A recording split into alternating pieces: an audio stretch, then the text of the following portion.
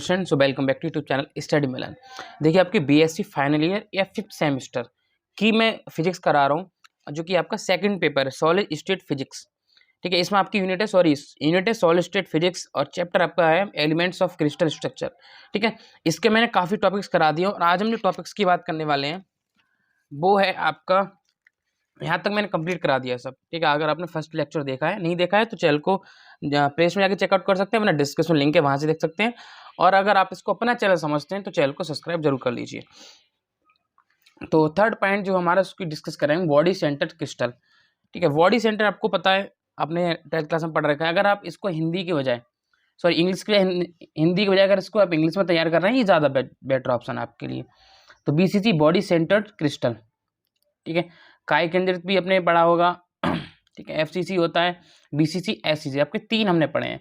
ठीक है, तो इसमें हम बीसीसी की एलिमेंट्स की बात करने वाले हैं। तो बीसीसी लैटिस में 8 लैटिस पॉइंट होते हैं। देखो 1 2 3 4 5 6 7 8। इसको आप बढ़िया करके स्किल से बनाइए, मैंने ऐसी स्पीड से खींच दिया है, इसको आप बढ़िया से स्किल से बनाइए। तो इसमें 8 लैटिस पॉइंट होते हैं, 8 कॉर्नर से प्रेजेंट होता था। एक लैटिस पॉइंट, एक जालक होता है, लैटिस पॉइंट एक जालक बिंदु बॉडी केंद्र पर प्रेजेंट होता है।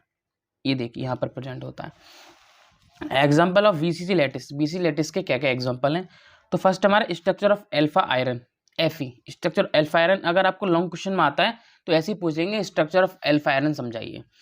तो स्ट्रक्चर ऑफ एल्फा आयरन या एफई क्या है? तो बीसीसी लैटिस का एग्जाम्पल एल्फा आयरन है, जिसके लिए लैटिस पैरामीटर, इसके लैटिस जो पैरामीटर होता है, इसकी जो दूरी होती है ए बराबर बी बराबर सी होती है और बराबर 2.86 एंगस्ट्रॉम होती है। तो इसकी जो लेंथ होती है कितनी? 2.86 एंगस्ट्रॉम। कैसे समझाता हूँ अभी, ये देखो यहाँ पर आप कितनी होती है? 2.86 एंगस्ट्रॉम होती है ये लेंथ।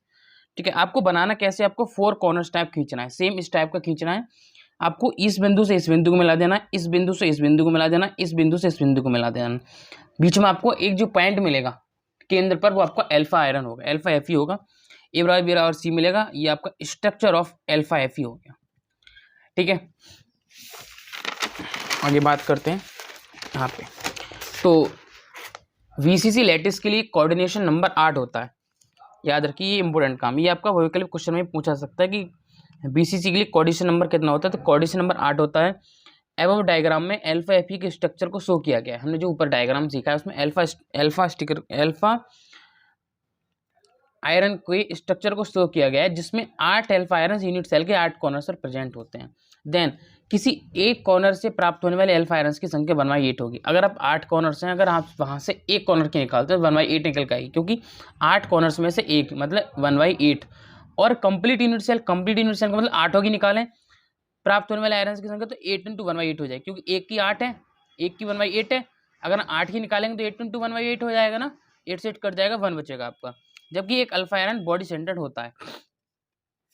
ठीक है, तो कंप्लीट की कितनी आ गई? 1 आ गई, और एक आपका कहाँ पर होता है? बॉडी सेंटर पर होता है। देन कंप्लीट यूनिट सेल से प्राप्त होने वाले एल्फा आयरन की संख्या 1 + 1 = 2 होगी। ठीक है, जिस कारण एल्फा आयरन का स्ट्रक्चर नॉन प्रिमिटिव का, नॉन प्रिमिटिव का मतलब मैंने लेक्चर 1 में ही समझाया था। प्रिमिटिव का मतलब समझाता हूँ। तो प्रिमिटिव का मतलब होता है कि जो चीज़ हम पहले से पढ़ते हुए आ रहे हैं, ठीक है, जो चीज़ हमें पहले ही पढ़ी हुई है उसको हम क्या बोलते हैं? प्रिमिटिव। तो ये हमारा पहले से जो प्रिमिटिव है, पहले की अवधारणा है, उस पर डिपेंड नहीं करता है। देन बात करते हैं मोस्ट इंपोर्टेंट टॉपिक की, जो इस वीडियो में होने वाला है, वो ये बहुत ज़्यादा इंपॉर्टेंट है, Brevis space lattice. Brevis space lattice जालक, ये बहुत ज़्यादा इंपॉर्टेंट है, बिल्कुल भी मिस मत करना इसको, और प्यार से समझाऊंगा आपको अच्छी तरीके से। तो 2 dimensional space and 3 dimensional space, 2D space and 3D space को आप वे को समझते हैं। 2D स्पेस जैसे हम कॉपी पर किसी चित्र को बना रहे हो, 2D स्पेस में बनना है। 3D स्पेस हम किसी को मॉडल में देख रहे हैं, तो हमारा 3D स्पेस हो गया। एंड स्पेस में number of lattice point 2D में 10 और इसमें 10 या 32 होते हैं। इन लैटिस पॉइंट से गुजरने वाले प्लेन्स को, या जिनसे प्लेन से गुजरते हैं, प्लेन्स को लैटिस प्लेन कहते हैं, जिनसे मिलकर क्रिस्टल की फॉर्मेशन होती है। इन लैटिस प्लेन में से केवल वही प्लेन अलाउड होते हैं जो लैटिस पॉइंट के ग्रुप रिएक्शन में एक्टिव होते हैं। ठीक है, इस प्रकार की लैटिस को ब्रेविस लैटिस कहते हैं। तो आपको क्लियर हो गया ब्रेविस लैटिस किसे कहते हैं। ठीक है, 1948 में ब्रेविस ने बताया कि 2D स्पेस में 5 टाइप्स, जबकि 3D स्पेस में 7 टाइप्स की स्पेस लैटिस पॉसिबल होती हैं।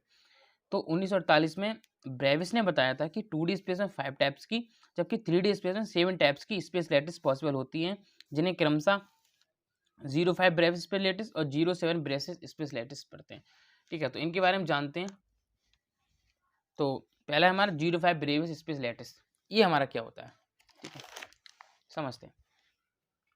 तो ब्रेविस के अकॉर्डिंग 2D स्पेस में निम्नलिखित 5 टाइप्स की लैटिस पॉसिबल होती हैं। तो पहले हमने देखा कि ब्रेविस स्पेस लैटिस के बारे में हमने पढ़ लिया, उसके बाद हमें इन दोनों की ब्रीफली समझाना है कि 05 ब्रेविस लैटिस क्या होता है और 07 ब्रेविस स्पेस लैटिस क्या होता है।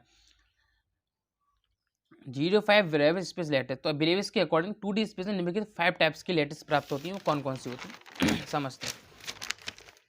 देखो, इसमें आपको तैयार कैसे करना है, क्योंकि ये तो यार याद 5 हेडिंग्स आपको याद करनी पड़ेंगी। फर्स्ट हमारी ऑब्लिक, OBLIQ, इसको बोलते हैं तिर्यक। तो ऑब्लिक लैटिस स्पेस में A does not equal to B, हमने दो लाइनें खींची A और B, हमको दोनों को इक्वल टू नहीं करना है।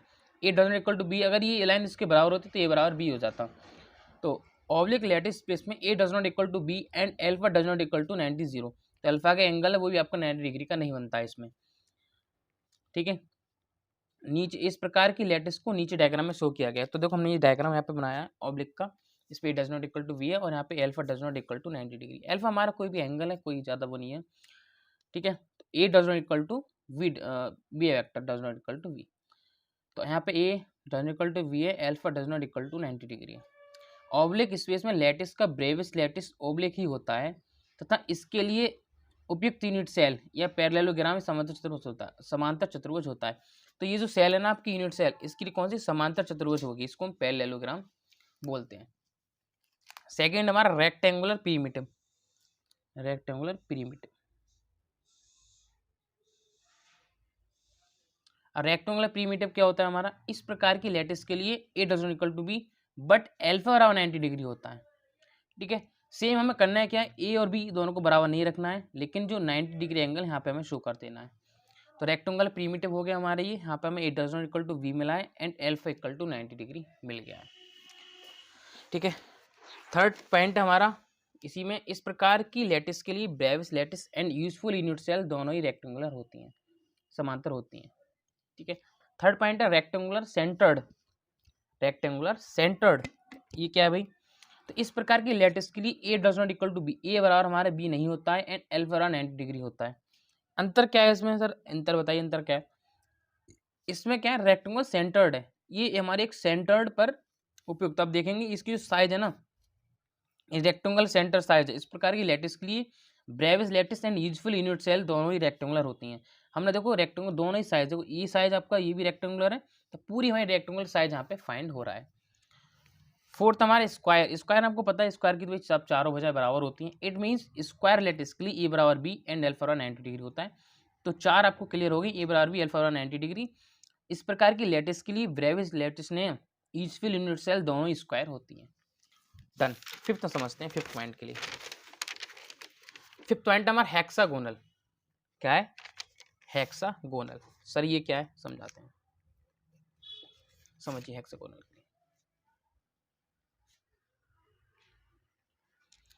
इस प्रकार की लैटिस के लिए A बराबर B and alpha does not equal to 90 degree. इसमें क्या है A के बराबर B होगा आपका, A की V की दूरी बराबर होगी, लेकिन जो एंगल होगा ना वो 90 डिग्री नहीं होगा आपका। तो इस प्रकार की लैटिस या जालक के लिए Bravais lattice hexagonal and usual unit parallelogram होती है। डन। सेकंड पॉइंट हमारे 07 ब्रेविस लैटिस। सर ये क्या होता है, 07 ब्रेविस लैटिस के बारे में समझाइए। ब्रेविस के अकॉर्डिंग 3D स्पेस में 7 टाइप्स की लैटिस पॉसिबल होती हैं, जिन्हें 07 ब्रेविस स्पेस लैटिस कहते हैं, और ये लैटिस निम्नलिखित हैं। पहली होती है ट्राइक्लिनिक, ट्राइक्लिनिक याद रखिए, ट्राइक्लिनिक में आपका सिर्फ एक ऐसी जालक होता है। तो ट्राइक्लिनिक स्पेस लैटिस में नंबर ऑफ लैटिस एक होती है, यहाँ पर एक ही लैटिस है ना, नंबर ऑफ लैटिस एक होती है, और इसके लिए A does not equal to V does not equal to C, तीनों आपके बराबर नहीं होते। अब सर बोलेंगे सर इसमें A बराबर B बराबर नीचे कैसे प्रूव करेंगे। अगर आप इस एंगल को ले लें तो आप इसको A मान लें, इसको B मान लें, तो ये बराबर नहीं है, और इसको भी C मान लें, इसको A मान लें, इसको B मान लें, इसको C मान लें, तीनों आपकी बराबर नहीं है। तो इट मीन्स हम कह सकते हैं A does not equal to V does not equal to C and alpha और बीटा डज नॉट गामा, ये भी बराबर नहीं है, तथा इससे P से रिप्रेजेंट करते हैं। तो यहाँ पर हमें तीनों चीज़ें क्या है बराबर, यहाँ पर नहीं, ना एंगल बराबर, alpha angle, beta angle, gamma angle, ना हमारी कोई भुजा बराबर है, ठीक है। तो हमारा ट्राइक्लिनिक हो गया। सेकेंड हमारा मोनोक्लिनिक, और इसका एग्जाम्पल है CuSO4 K2Cr2O7। सेकेंड हमारा मोनोक्लिनिक। मोनोक्लिनिक सर क्या होता है? मोनोक्लिनिक स्पेस लैटिस में नंबर ऑफ लैटिस 2 होते हैं, जिन्हें P monoclinic and C monoclinic से रिप्रेजेंट करते हैं। याद रखिए, P monoclinic and C monoclinic से रिप्रेजेंट करते हैं। इस प्रकार के लैटिस के लिए A does not equal to B does not equal to C, मतलब ना A बराबर होगी, ना B बराबर होगी, ना C बराबर होगी, ठीक है। बट अल्फा और गामा की वैल्यू 90 डिग्री होगी, अल्फा और गामा की वैल्यू। तो यहाँ से देखिए अल्फा मान लें इसको हम, और ठीक है, और किसी दूसरे पॉइंट को भी हम गामा मान के चल रहे हैं, ठीक है। तो इस पॉइंट से ले लें तो यहाँ भी आपका क्या होगा, 90 डिग्री बनेगा। ये पॉइंट ले लो, तो हम एक से यहाँ से पता चल रहा है कि हमारा, और एक एंगल हमारा बीटा जो है, मतलब अगर हम इसको बीटा माने, ये 90 डिग्री नहीं है, तो आप देखेंगे इसमें कि हमने एक तिरछा बनाना है, एक आपको तिरछा बना देना है थोड़ा, क्योंकि एंगल में बराबर नहीं दर्शाना है, और एक हमें सिंपल बना के शो कर देना है, इसको पी मोनोक्लिनिक, और ये एक आपको नॉर्मल बनाना है। इसमें 2 स्पेस लैटिस फाइंड हो रही है, तो लैटिस में एक नॉर्मल फिगर बना के क्यूब का 2 स्पेस लैटिस में शो कर देनी है, तो ये पी मोनोक्लिनिक हो जाएगा आपका, ये सी मोनोक्लिनिक हो जाएगा, ठीक है। दूसरा आपका ऑर्थोरोम्बिक। ऑर्थोरोम्बिक क्या होता है? तो ऑर्थोरोम्बिक लैटिस में नंबर ऑफ लैटिस 4 होती हैं, इसमें आपके नंबर ऑफ लैटिस 4 होती हैं, जिन्हें कम से P, I, F and C से रिप्रेजेंट करते हैं, तथा इसके लिए A ना B तीनों चीज़ें बराबर नहीं होती हैं, एंड अल्फा बराबर बीटा बराबर गीटा बराबर 90 डिग्री होता है। तो इसमें आपको A बराबर B बराबर C तो होंगे नहीं, इसको थोड़ा आगे बड़ा करना है, इस लाइन को थोड़ा, अगर आप क्यूब बना रहे हैं ना, तो इस ऐसे आपको एक बनाएंगे तो उसमें एक लाइन बड़ी, फिर एक छोटी, फिर एक बड़ी, फिर एक छोटी बनानी है, ठीक है, क्योंकि तीनों भुजाएं बराबर नहीं रखनी है इसमें। और लेकिन एंगल जो बनेगा हमारा, ये 90 90 90, इसमें हमें 90 90 लगाना है, ठीक है, क्योंकि हमारे एंगल 90 90 डिग्री होंगे, अल्फा वाला बीटा वाला गामा वाला 90 डिग्री होगा। तो P ऑर्थोरोम्बिक हो गया, ये I ऑर्थोरोम्बिक हो गया, और F, ये आपका F ऑर्थोरोम्बिक हो गया। इसमें हमने कितनी शो कर दी, 1 2 3 4 5 6, और ये हमारा C ऑर्थोरोम्बिक हो गया। तीनों आपको स्ट्रक्चर स्टेप से लगा देने, P orthorhombic, C orthorhombic. Example आपका KNO3, BSO4, MgSO4 हो जाएगा। फोर्थ हमारा टेट्रागोनल। तो इस प्रकार की लैटिस के लिए नंबर ऑफ लैटिस 2 होती हैं, देखिए हमने 1 कर दी, नंबर ऑफ लैटिस 2 होती है, जिन्हें P एंड I से रिप्रेजेंट करते हैं। इस प्रकार की लैटिस के लिए ना A बराबर है ना B बराबर है, और अल्फा बीटा 90 डिग्री है, ठीक है। तो हमें करना ये तो देखो, यहाँ पे आपको बनाना किसी स्केल से बनाना, ये लाइन थोड़ी टेढ़ी दिख रही है आपको, टेढ़ी नहीं है। करना क्या है आपको, इसमें A बराबर B रखना है, मान लो A है आपकी ये वाली, ठीक है, और B है आपकी ये वाली, ये बराबर आपको B रखनी है, लेकिन does not equal to C रखनी है। तो ये और ये तो बराबर है, ठीक है, बट आपको सेकंड ये बराबर C होगी, तो ये आपको थोड़ी छोटी रखनी है, ये वाली लाइन जो है, क्योंकि A बराबर B हो जाएगा, does not equal to C होगा, ठीक है, तब आपको बना देनी है। और अल्फा बीटा बराबर 90 डिग्री है, वो हमारा 90 डिग्री बन ही जाएगा। समझ गए आप बात के लिए? तो P टेट्रागोनल, ये आपकी I टेट्रागोनल पोजीशन हो गई। यहाँ पर आपको बॉडी सेंटर में आपको एक मिल जाएगा। एग्जाम्पल में आप NiSO4 SnO2 लिख सकते हैं। साथ हैं इसमें हमारी फिफ्थ की बात करते हैं, क्यूबिक लैटिस। क्यूबिक लैटिस, इस प्रकार की लैटिस के लिए नंबर ऑफ लैटिस 3 होती हैं, तथा इसके लिए A बराबर B बराबर C। इसमें आपको A बराबर B बराबर C रखना है, मतलब A और B होगी तो A ही सेम आपको सेकंड इसकी रखनी है, ठीक है, A इसकी, फिर B, फिर C, मतलब हमें तीनों वजह बराबर रखनी है, और अल्फा बीटा सबके बीच 90 डिग्री एंगल बनाना है, ठीक है। तो यहाँ पर हम यहाँ पे 90 डिग्री एंगल सबके बीच बनाना है, तो इन्हें F द्वारा रिप्रेजेंट करते हैं। तो आपको P क्यूबिक लैटिस सेम, और ऐसे आपको F क्यूबिक लैटिस बना देना है। नंबर ऑफ 3 होती हैं, 1 2 3, ठीक है, 3 ये हो गए आपकी, ओके। तो F क्यूबिक लैटिस आपका यहाँ पे बन गया, और आपका I क्यूबिक लैटिस। तो 3 प्राप्त होती हैं, P cubic lattice, F cubic lattice और I क्यूबिक लैटिस, और चारों हमने इसकी जो फलक होते हैं वहाँ पे चारों आइटम्स को यहाँ पे शो कर दिया। एग्जाम्पल इसका NaCl हो जाएगा, CF2 हो जाएगा। 6 है हमारा ट्राइगोनल रोमिड्रोल। इसमें क्या होता है, ट्राइगोनल लैटिस के लिए नंबर ऑफ लैटिस 1 होती है, सब आपको याद रखना है ये। तो ट्राइगोनल लैटिस के लिए नंबर ऑफ लैटिस 1 होती है, जिसे P से रिप्रेजेंट करते हैं, तथा इसके लिए A बराबर B बराबर C तथा अल्फा बीटा बराबर 120 डिग्री होता है। तो ये आपको तिरछा बनाना है थोड़ा, देखो A बराबर B बराबर तो चलना ही आपको, ये बराबर, ठीक है, ये बराबर, लेकिन हमें 120 डिग्री जो गामा का एंगल है वो थोड़ा ऐसे बनाना है, जो कि 120 डिग्री निकल का है, तो तिरछा इसको हल्का सा बनाना है। तो ये CSA4 है, एक ही लैटिस प्राप्त होती है, इसको बोलेंगे P ट्राइगोनल। कौन सा? P trigonal. लास्ट है हमारी, लास्ट डिस्कस करेंगे हम। ओके, तो लास्ट हमारी हेक्सागोनल। तो हेक्सागोनल लैटिस के लिए नंबर ऑफ लैटिस 1 होती है जिसे पी से रिप्रेजेंट करते हैं तथा इसके लिए ए बराबर बी होता है लेकिन डज नॉट इक्वल टू सी होता है तथा अल्फा बीटा की सब 90 डिग्री होती है और गामा 110 डिग्री होता है। तो यहाँ से हम देखेंगे हमने एक एंगल को थोड़ा तिरछा बनाना है आपको। ये देखो तिरछा है ना, हल्का नीचे ला के थोड़ा तिरछा सा बना देना है, इसके एंगल हमारा 120 डिग्री शो होता है। तो ये पी हेक्सागोनल है और एग्जाम्पल इसका होगा SiO2 एंड AgI। ठीक है, तो आपके इसमें ब्रेवियस लेक्चर्स मैंने कंप्लीट करा दिया। So thanks for watching this video. Channel को प्लीज सब्सक्राइब जरूर करके जाइए, ऐसे ही आपको नोट्स आगे मैं बनवाऊंगा।